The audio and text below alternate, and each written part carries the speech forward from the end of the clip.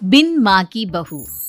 साक्षी के पैदा होते ही उसकी माँ गुजर जाती है, जिसके बाद उसके पिता आलोकनाथ अकेले ही उसका पालन पोषण करते हैं। 16 साल की उम्र से ही साक्षी ने घर चलाने के लिए नौकरी शुरू कर दी थी। बेटी से बढ़कर एक बेटी की तरह वो अपने पिता को कंधे से कंधा मिलाकर काम में हाथ बटाती रहती है। साक्षी, मेरे होते हुए तुझे नौकरी करने की कोई जरूरत नहीं है। तेरे हर शौक पूरे करने के लिए मैं अभी जिंदा हूँ। और आपकी शौक का क्या पापा? आपके भी तो कुछ शौक होंगे ना, मुझे वही सब पूरे करने हैं। मेरे शौक का क्या बेटा, मैं तो बूढ़ा हो चुका हूँ। मेरे शौक तो तेरी माँ के साथ ही कब के मर चुके हैं। अब तो सिर्फ एक ही सपना है मेरा कि जल्दी से किसी अच्छे लड़के को देखकर तेरी शादी करा दूं। क्या पापा, आपकी हर बात मेरी शादी पर आकर ही क्यों अटक जाती है? अगर मैं चली गई तो आपका ख्याल कौन रखेगा? इसलिए मैं आपको छोड़कर कहीं नहीं जाऊंगी। अरे बेटा, एक ना एक दिन हर लड़के को जाना ही पड़ता है, तुझे भी जाना तो होगा ही।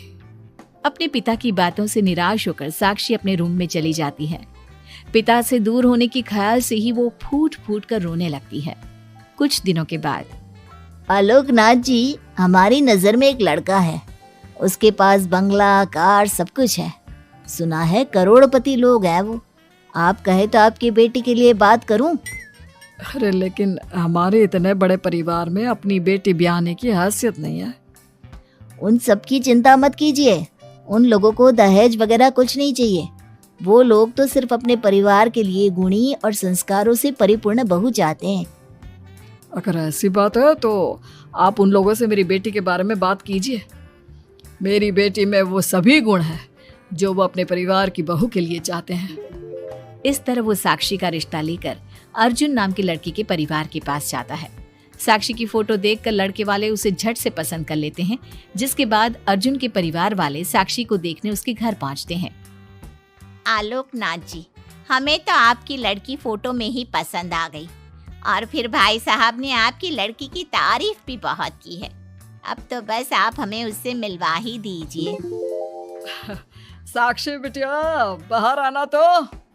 साक्षी। अपने पिता की आवाज सुनकर साक्षी तुरंत बाहर आ जाती है और एक एक करके सभी के पैर छूती है। आलोकनाथ जी, आपकी बेटी तो सच में बहुत गुणवान और संस्कारी लगती है। बिटिया, क्या क्या शौक है तुम्हारे? पापा, और अपनी जरूरतें पूरी करने के अलावा मेरे और कोई शौक नहीं है। आपने अपनी लड़की को सच में बहुत अच्छे संस्कार दिए हैं भाई साहब। इसे अपने घर की बहू बनाना तो हमारे लिए सौभाग्य की बात होगी। इस तरह सबकी राजी खुशी से अर्जुन और साक्षी की शादी भी हो जाती है। साक्षी की सास उसे एक माँ का भरपूर प्यार देती है और कभी उसे मायके की कमी महसूस नहीं होने देती। साक्षी बेटा, तू आराम कर। सुबह से घर के काम पर लगी है, थक गई होगी अब बिटिया। नहीं माँ, मैं ठीक हूँ, आप चिंता मत कीजिए। मैंने कहा ना, अपने रूम में जाकर आराम कर। अरे काम की टेंशन मत ले। अपनी सास की जिद के आगे हार मानकर साक्षी अपने रूम में चली जाती है। थोड़ी देर बाद उसका पति भी वहां पहुंच जाता है। साक्षी, तुमने मेरी रेड कलर की फाइल देखी क्या? जी नहीं, मैंने तो आपकी कोई फाइल नहीं देखी। साक्षी, तुमसे मेरी एक फाइल तक नहीं संभाली जाती। 1000 बार बोला है तुमसे कि मेरे सामान को हाथ मत लगाया करो। मेरी सुनती कहाँ हो तुम? माँ ने बहुत सर पर चढ़ा रखा है तुम्हें। अर्जुन के इतना कहते ही साक्षी रोने लगती है। साक्षी के रोने की आवाज सुनकर उसकी सास वहां पर आ जाती है। साक्षी बेटा, क्यों रो रही है? इस नालायक ने कुछ किया है क्या?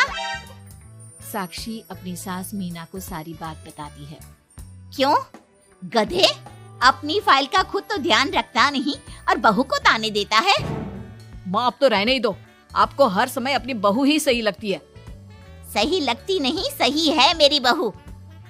माँ समझाइए ना इन्हें, ये हर समय मुझ पर गुस्सा करते रहते हैं। खबरदार अर्जुन, जो आज के बाद तूने मेरी बहू के साथ ऐसा बर्ताव किया तो मुझसे बुरा कोई नहीं होगा। अपनी माँ की डांट सुनकर अर्जुन वहाँ से चला जाता है। बहू, अगर दोबारा ये तुम्हें ऐसा कुछ कहे तो तुम मुझे आकर फौरन बोल देना। मैं हमेशा तुम्हारे साथ खड़ी रहूंगी बेटा। माँ, आप सच में बहुत अच्छी हो। मुझे बचपन से लेकर आज तक कभी एक माँ का प्यार नहीं मिला, लेकिन जब से आप मुझे मिली हैं, तब से मुझे माँ की कमी कभी महसूस नहीं हुई।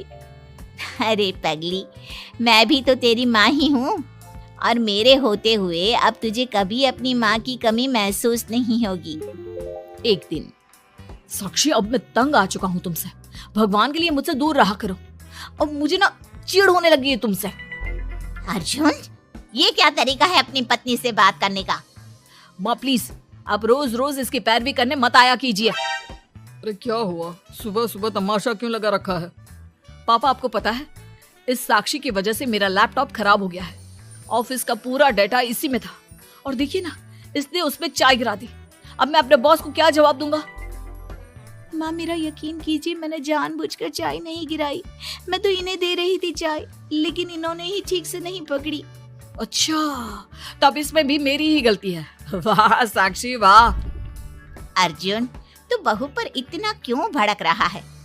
अब जो हो गया सो हो गया। सुन लेना ऑफिस में थोड़ी सी डांट। अब अपनी बीवी के लिए इतना तो कर ही सकता है ना तू। मैं आपके लिए दूसरा लैपटॉप ले आऊंगी, आप परेशान मत होइए। कोई जरूरत नहीं है उसकी, मैं खुद ले लूंगा। मेहरबानी करके अब मेरे सामान से दूर रहना। इतना कहकर अर्जुन वहां से चला जाता है, जिसके बाद साक्षी फूट फूट कर रोने लगती है। चुप हो जा बेटा, उसकी बातों का बुरा मत माना कर। अरे वो तो पागल है। मीना के इतना कहते ही साक्षी उसे कसकर गले लगा लेती है।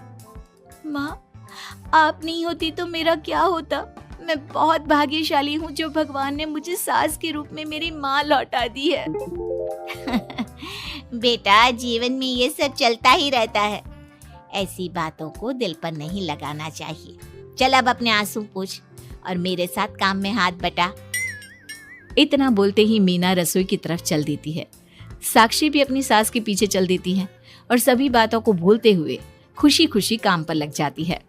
मन ही मन साक्षी अपनी सास को हर जन्म में अपनी माँ के रूप में मांगने के लिए भगवान से प्रार्थना करती रहती है। ऐसे ही दिन बीतते रहते हैं। मीना हर समय ढाल बनकर अपनी बहू के लिए खड़ी रहती। तभी एक दिन पड़ोसी, मीना, तूने अपने बेटे के लिए यह कैसी बहू चुनी है, जिसकी माँ उसके पैदा होते ही गुजर गई? अरे ये तो कुलक्षणी है। ऐसो के घर का तो पानी भी नहीं पीना चाहिए, और तूने उस घर से लड़की चुन ली। ये सब फालतू बातें हैं, ऐसा कुछ नहीं होता। मीना, तूने उस बिन माँ की बहू को बहुत सर पर चढ़ा कर रखा है।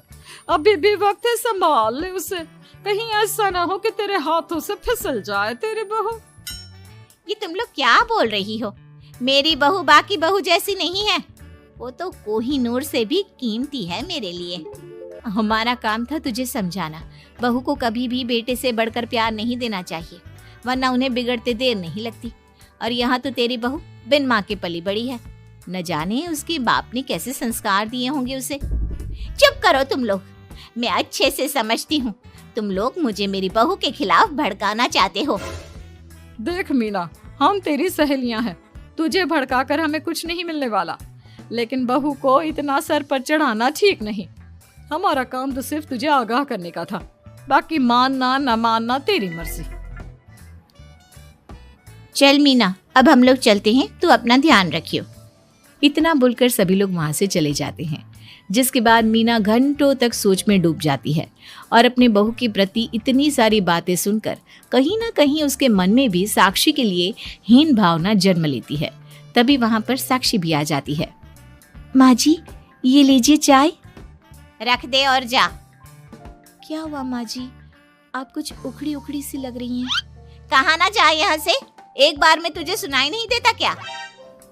अपनी सास का बदला सा व्यवहार देख साक्षी तुरंत वहां से चली जाती है। अगले दिन, बहू, बहू कहाँ चली गई? साक्षी! जी माँ जी। ये क्या, घर इतना गंदा कैसे हो रखा है? कभी हाथ पैर भी मार लिया कर इधर उधर। वैसे तो सारा दिन घर में नाचती रहती है। मैं अभी पूरा घर अच्छे से साफ कर देती हूँ माँ जी। एक हाथ में झाड़ू और दूसरे हाथ में बाल्टी लिए साक्षी चुपचाप घर के कामों में लग जाती है। शाम में, साक्षी, ऑफिस में मेरी कल बहुत जरूरी मीटिंग है, मेरे कुछ कपड़े प्रेस कर दो, मुझे कल जल्दी निकलना है। जी अभी कर देती हूँ। साक्षी अर्जुन के कपड़े प्रेस कर ही रही होती है, तभी उसके ससुर उसे आवाज लगा देते हैं, जिस पर वो भागते हुए उनके पास जाती है। और थोड़ी देर बाद जब रूम में आती है तो वो देखती है कि अर्जुन के कपड़े बुरी तरह से जल चुके थे। मैंने कहा था ना तुमसे कि कल ऑफिस के मीटिंग में मुझे यही कपड़े पहनने हैं, उसके बाद भी तुमने मेरे कपड़े जला दिए। मुझे माफ कर दीजिए, मुझसे गलती हो गई। ये कोई छोटी मोटी गलती नहीं है, समझ में आ रहा है तुम्हें? शोर की आवाज सुनकर अभय और मीना भी वहां पहुंच जाते हैं। क्या हुआ, तुम दोनों लड़ क्यों रहे हो? पापा देखिए ना, इसने मेरी नई शर्ट जला दी जो मैं कल मीटिंग में पहनने वाला था। बेटा उसे मैंने ही आवाज दी थी, इसलिए वो शायद जल्दबाजी में प्रेस का बटन बंद करना भूल गई होगी। पापा अब आप भी माँ की तरह इसका साथ दे रहे हैं। अर्जुन, इस बार तू सही है और बहू गलत। आखिर वो इतनी लापरवाह हो कैसे सकती है? माँ जी प्लीज मुझे माफ कर दीजिए। अब तुम्हारी सजा ये है कि अभी और इसी वक्त तुम मेरे बेटे के लिए हूबहू ऐसी ही शर्ट ढूंढ कर ले आओ। जाओ। तुम्हारा दिमाग खराब हो गया है क्या? इस समय कहाँ जाएगी हमारी बहू? और अब तो सारी दुकानें भी बंद होने वाली होंगी। अगर दुकानें बंद हो भी गई होंगी तो उसे खुलवा कर मेरे बेटे के लिए शर्ट लेकर आओ। माँ रहने दीजिए, इन सब की कोई जरूरत नहीं है। पापा ठीक कह रहे हैं, इस समय कहाँ जाएगी ये? मैं कोई दूसरा शर्ट पहन लेता हूँ। मैंने जो कह दिया सो कह दिया। अब गलती इसने की है तो सुधारना भी इसे ही पड़ेगा। जाकर शर्ट लेकर आओ। मीना की बातें सुनकर साक्षी रोते हुए वहां से चली जाती है और रात के 10 बजे तक पति के लिए दुकानों पर जाकर कपड़े ढूंढती रहती है। थक हार कर करीब 12 बजे साक्षी कपड़े लेकर घर पहुंचती है। अर्जुन की ऑफिस के मीटिंग के लिए तुम्हें हूबहू वैसे ही कपड़े मिले या नहीं? ये रहे कपड़े मम्मी जी। साक्षी अपनी सास को कपड़े देकर जा ही रही थी कि मीना उसके हाथ में चोट देखती है। ये चोट कैसे लगी तुझे? पता नहीं, जल्दबाजी में शायद किसी चीज से लग गई होगी। इतनी बड़ी हो गई हो, अब अपना ध्यान रखना कब सीखोगी? आप तो जानती ही हैं माँ, मैं बिन माँ की पली बड़ी हूँ। माँ के ना होने के कारण मेरे सर पर इतनी जिम्मेदारियां थी जिन्हें निभाते निभाते मैं खुद का ख्याल रखना ही भूल गई।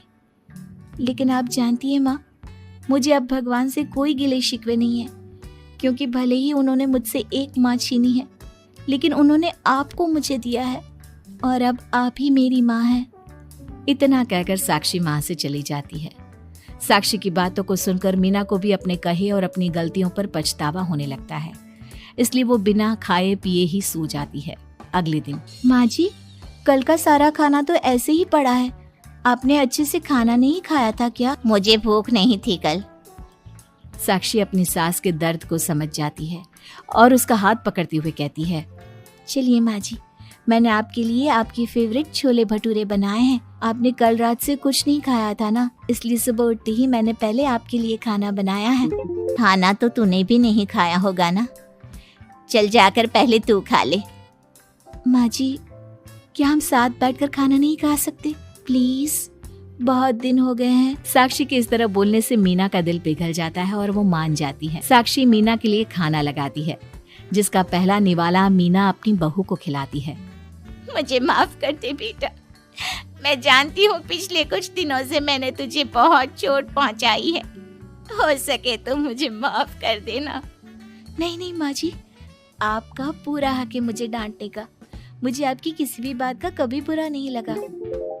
अपनी सहेलियों की बातों में आकर मैंने अपने दिल में तेरे लिए नफरत पाल ली थी, लेकिन कल जब तुझे रोते बिलखते देखा तो मेरी ममता फिर से लौट आई। मुझे माफ कर दे बेटा, मैं एक अच्छी सास नहीं बन सकी। किसने कहा आपसे कि आप अच्छी सास नहीं हैं?